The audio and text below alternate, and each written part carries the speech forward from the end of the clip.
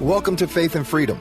For the next few minutes, we hope to inform, inspire, and encourage you as we discuss legal victories and challenges to your fundamental freedom and religious liberties. Faith and Freedom comes to you from Liberty Counsel, a civil liberties education and legal defense organization. Join us now as Matt Staver, founder and chairman of Liberty Counsel, explains the latest legal issues all across this country.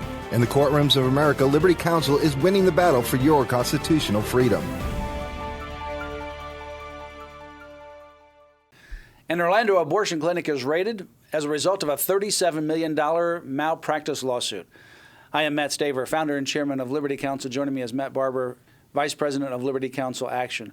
Matt, this abortion clinic in Orlando is well known to me. We've been involved in this clinic for almost 2 decades with regards to pro-life counselors going out in front of the clinic wanting to give literature to women going into this clinic. It was founded by Dr. James Pendergraft just a few days ago. The people came with their trucks and their loading vehicles and started to clean out the abortion clinic because of an unfulfilled $37 million lawsuit judgment that Pendergraft failed to ultimately come clean on. And now this clinic, as a result of this malpractice suit, may well be shut down. You know, it's interesting to me, this clinic, similarly, as was the Kermit Gosnell Clinic, this is not the exception to the rule. This is the rule when it comes to the abortion industry. We have to look at the context of what was Pendergraft's $37 million judgment in reference to. It wasn't for tax fraud or anything like that. It was because he was incompetent in his handling, because he was committing infanticide, and because he was hurting women, which goes on in Planned Parenthoods and other abortion clinics on a daily basis across America. And as more and more of these clinics are raided and shut down, like the clinic in Vermont was in recent weeks, we're coming to the point now where there is no longer any excuse, for instance, for our taxpayer dollars being given to fund Planned Parenthood and this kind of infanticide and this kind of subpar medical practice. Well, this clinic, the Orlando Women's Center in Orlando, ultimately had a $37 million judgment against it from a medical malpractice lawsuit against Dr. James Pendergraft, the founder of this clinic. And it was as a result of a baby that was born with disabilities following a botched abortion. So just a few days ago, the authorities emptied the facility of the abortion equipment, the patient beds, copy machines, and everything except for patient files. All of it was taken away. You know, this particular clinic, personally, for many reasons, we have very intimate knowledge of what's going on in this particular clinic. Several years ago, a woman by the name of Angel went to this particular clinic. She already had 2 children, lived out of the state of Florida, was counseled to go get an abortion because she was pregnant late 2nd, early 3rd trimester, in terms of that's how far she was along. So she came to this clinic with Pendergraft and at the time another doctor. Pendergraft did late-term abortions where he would actually ingest saline solution, inject it into the amniotic sac, and so it would be like you were ingesting highly concentrated saline, and you would die by doing that. And then the baby would be born dead. The other one would inject a poison into the baby. In this particular case, they gave the drugs to start the induced labor. Angel came back the next day. They did not inject the baby with the poison to kill it, and this baby was born alive in the toilet. And his name was Rowan. He died. She screamed for help. They would not give it help. And her friend, she called her friend, a girlfriend that brought her there. That friend called 911. The ambulance came. They were met out in front of the clinic. They were told by the clinic workers, don't worry, it's all under control. They shut off their lights, went back home to their location, and baby Rowan died. And I met baby Rowan in the mortuary in a little shoebox. And it's on our website at lc.org. This is the kind of thing that comes out of this clinic. I would encourage you to look at the reality of abortion. Go to lc.org. On the very front page, you'll see at the very bottom a list of different subjects, abortion. Click on that. On that page, you're going to see a lot of information, but you'll see a story about baby Rowan, and you'll see this little baby in the story about this baby. It's from this Orlando Women's Center. run by Dr. James Pendergraft. Well, Matt, it's often said better late than never. And this raid and those involved in it, and the judgment, and it's a bit of a Johnny-come-lately situation, but again, better late than never. Liberty Counsel has been calling for this clinic to be investigated and for Pendergraft to be investigated for quite some time. It's finally come to fruition, but I think that these kinds of raids need to be occurring. The federal raids aren't going to happen. This Obama administration's not going to do it. He's completely in the pro-abort camp, and frankly, they have helped to fund his reelection campaigns and so forth, and ideologically. But this is, again, not the exception to the rule. This is the rule, and we're seeing more and more municipalities and states that are finally pushing back, that are shutting down their funding for Planned Parenthood.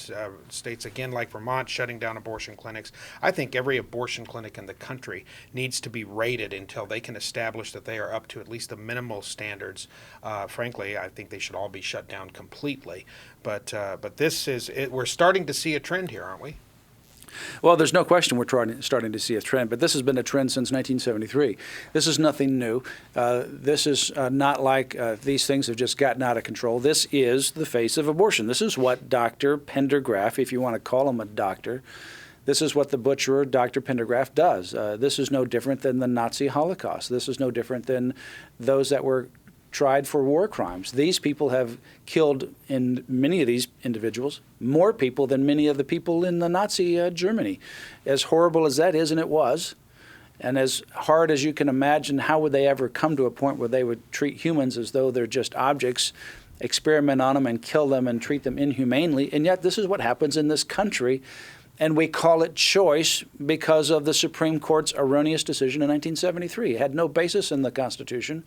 It is contrary to revealed law. It's contrary to natural law. It's contrary to human dignity and humanity. And this is what happens in this country. It's time that this insanity is revealed for what it is. And I think what we're seeing in Philadelphia with Gosnell, what we're seeing here with Pendergraft, this is the face of abortion. This is what abortion is. People love to scream Godwin's law when you start making comparisons to Nazi Germany, and they do that to try to shut down debate. But in some instances, the comparison is actually applicable, and this is one of those instances. About a year ago, my wife and I were visiting the Holocaust Museum in Washington, D.C., and if you have never been there, I highly recommend that you do. But if you do, it's hard to avoid the parallels between the Holocaust that we have been experiencing in this nation post Roe v. Wade in 1973, where 55+ million human beings have been slaughtered in the womb, and many outside of the womb, as we're finding out with Kermit Gosnell and others, just plain infanticide, where they're born, they're being killed. And we were talking off camera a little earlier with our communications director, and she was asking, how is it that why would they kill these babies after they're already born? And it's the same psyche is at play here that we saw in Nazi Germany. They are able to dehumanize these individuals in their mind and certainly their spirit, and that's how they treat them like a piece of meat. They're able to and as you put it, it's like, to them, it's like stepping on a bug. It really is. It's like this is what they do, and it's like the reason why the attorney for Gosnell did not put on any defense. It's like, well, this is what he does. Yeah. This is legal in the United States under Roe versus Wade. So why would he put on any defense? And that's the insanity for which this has actually risen to. Well, we certainly would like not only Congress to investigate these abortion clinics, and we're asking for members of Congress to do so. We're also supporting the infant bill that Congressman Trent Franks has proposed regarding the fetal pain bill that would prohibit abortions after 20 weeks in Congress. You can go to libertycounsel.com, that's libertycounsel.com, to sign the petition on that particular issue. You can also visit lc.org for more information. And I encourage you to look at Baby Rowan. Go down to the very bottom, click on abortion, and there's a lot of information on that page. You can also go to our website, lifeunited.org, for information and resources regarding abortion and resources for women who are facing crisis and unplanned pregnancies. That's lifeunited.org, and I encourage you to let other individuals know about that as well, because there's a lot of resources, a lot of help ministries that are available. Choosing life is always the best choice. Also, remember Liberty Counsel in your prayers and your financial support. Liberty Counsel is a nonprofit organization supported by your prayers and your financial contributions. Go to lc.org for an online contribution. Also, sign up for the email Liberty Alert right there at lc.org. You have been listening to Faith and Freedom with Liberty Counsel. We hope that we have motivated you to stand up for your faith, family, and freedom. We can accomplish a lot when we work together. Get informed and get involved today. Sign up for our free monthly newsletter, The Liberator. We will send it out to you free of charge. Stay informed with our Liberty Alert email updates. Just click on the website at www.lc.org or call us at 1-800-671-1776. Tune in next time to learn more about your rights right here on Faith and Freedom.